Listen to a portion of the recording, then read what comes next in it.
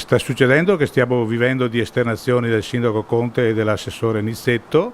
che continuano a comunicare sulla stampa e sulle TV private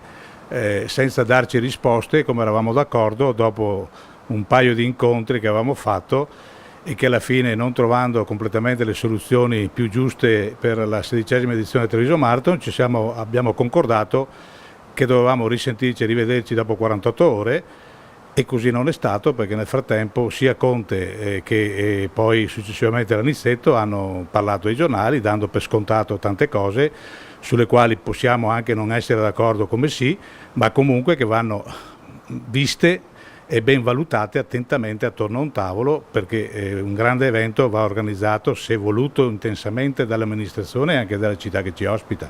La decisione definitiva è che la Treviso Marathon, la 16ª edizione, si farà comunque. Con o senza Treviso. È ovvio che se qualcuno ci chiama e si rimette in buon ordine e con buona educazione a rispettare gli accordi presi, noi siamo qua, non scappiamo, sanno dove trovarci, però se continuiamo ad andare su TV e sulla stampa parlando, dicendo anche cose completamente errate, vedi una per tutte, continuano a parlare di Piazza dei Signori. Piazza dei Signori l'abbiamo occupata i primi 2 anni con l'arrivo del Treviso Marathon e poi mai più, compreso quest'anno che siamo arrivati in Piazzale Brutichelati.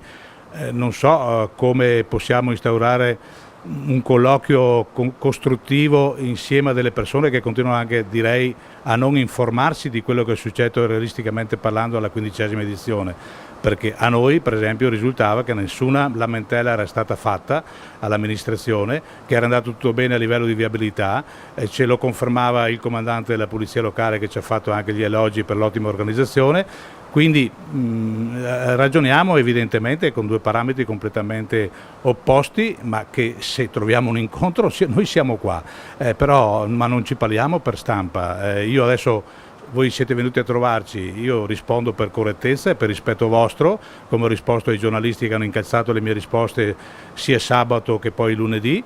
ma solo per questo sto rispondendo in questo modo, altrimenti preferirei aver chiuso prima tutto quanto con l'amministrazione di Treviso e poi dato la notizia a tutti quanti. La data è certissima, il 31 marzo, e non si cambia. È ovvio che una organizzazione come la nostra, che si reputa seria, deve avere per forza di cose, per 1000 motivi, un piano B e anche un piano C.